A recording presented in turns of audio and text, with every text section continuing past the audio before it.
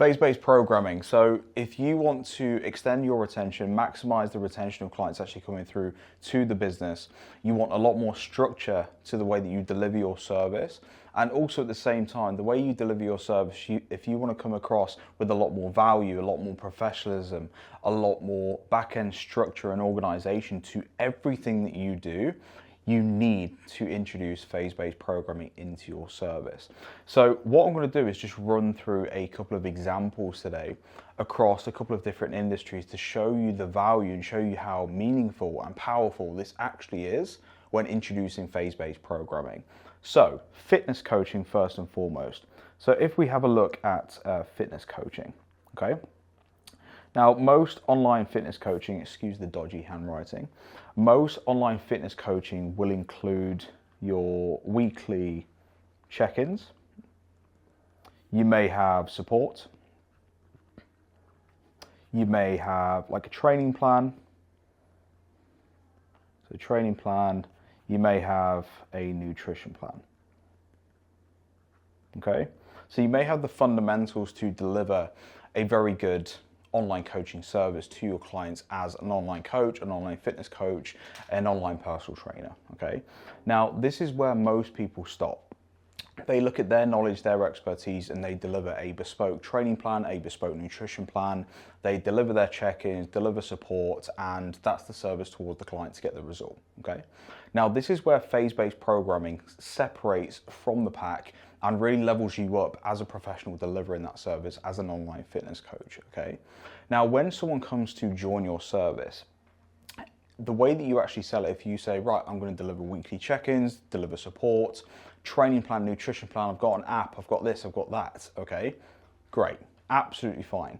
But what's really, really going to level you up is if you say that when people come in, if they join a program, if there's a lot more structure to it, okay? So across a 6 to 12 month period, this is what we're going to do. We're future-proofing the service that you're going to deliver to that client. Rather than just on a week-to-week basis, it's very, very easy for that client to actually dip off. It's very easy for that client to actually leave your service if the service is the same week on week on week. Your clients need to see a future with you. They need to see where they're actually going. So this is where phase-based programming can really, really level up the value of your service, allow you to charge a lot more for your services as well, and then make the way that you deliver your service a lot more structured, a lot more organized. So this is what I would do in this circumstance. So yes, deliver all of those things, but what I would do is I would map out for the client a timeline. So this is where we're going to start. Now for your first month, this is going to be phase 1. We're then going to look at phase 2. We're then going to look at phase 3. We're then going to look at phase 4, maybe phase 5. Okay, so let's say you did it across a 5-month period. So phase 1, what we're going to look at is your habits, your routines. Okay, you're still going to get your training plan, nutrition plan, check-ins, all of those things, but we're going to focus on maximizing and improving your habits, your rituals, your routines during phase 1, okay? Phase 2 can then be the training aspect. So we're really going to have a look at how you train, the execution of your training, your intensity, your form, absolutely everything. We're really going to go above and beyond and educate you throughout this service during phase 2. Phase 3 can then be nutrition.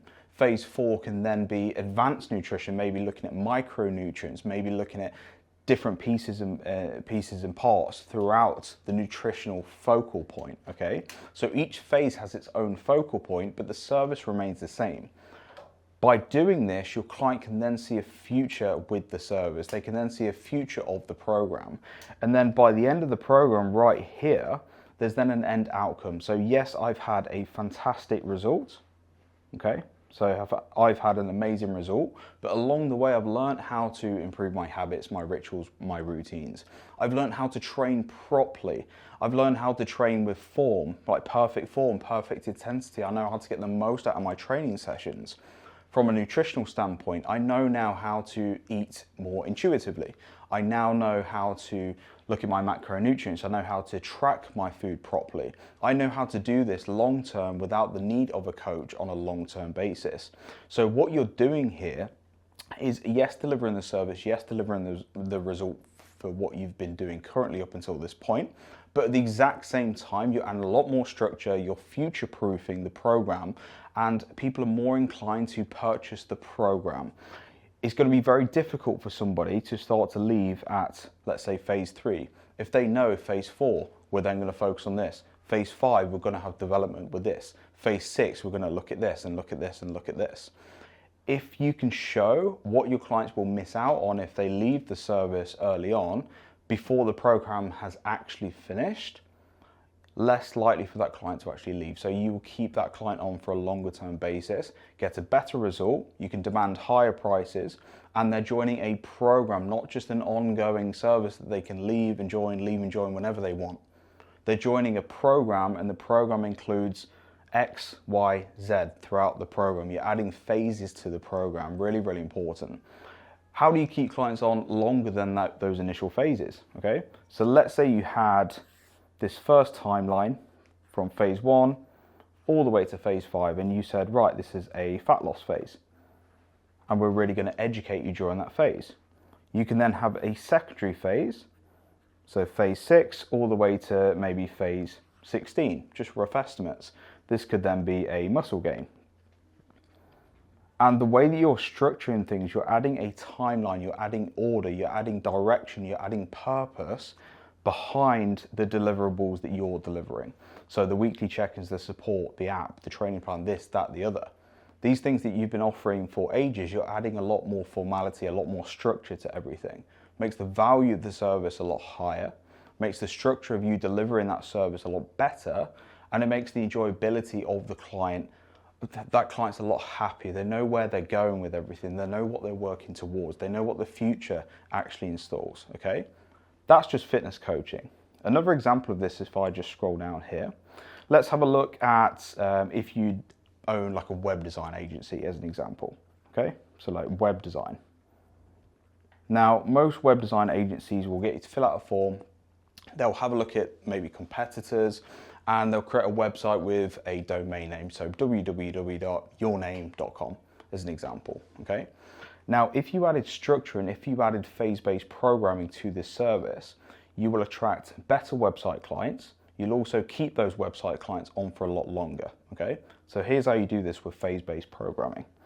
You could say right at the very start, so if we create this timeline again, so right at the very start, we're then going to have phase 1, which is maybe the first week of the program, where it's going to be like a questionnaire, so maybe Q&A, and really understanding that client, what they want out of a website, where they're looking to go with the company, what products and services that website design client actually sells, what they offer, really understanding the business, okay?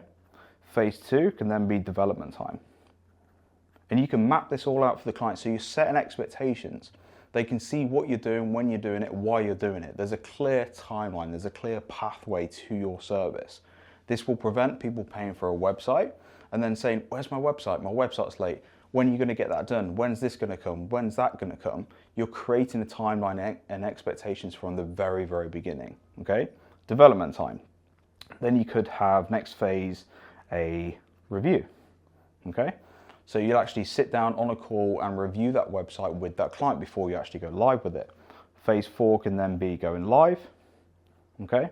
And then phase 5 onwards could be a monthly review call where you improve if you got that web design client on a monthly retainer.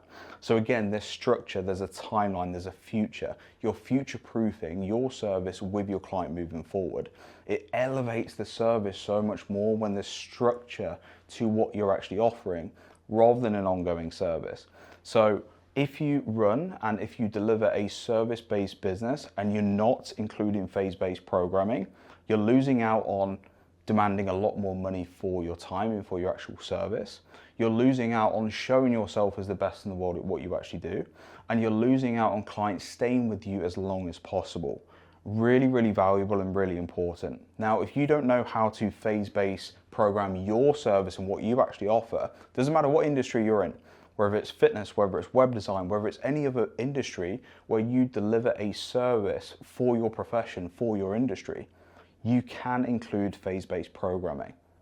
If you need any help with this, feel free to comment below on this video or reach out to myself or my team and we can help you out.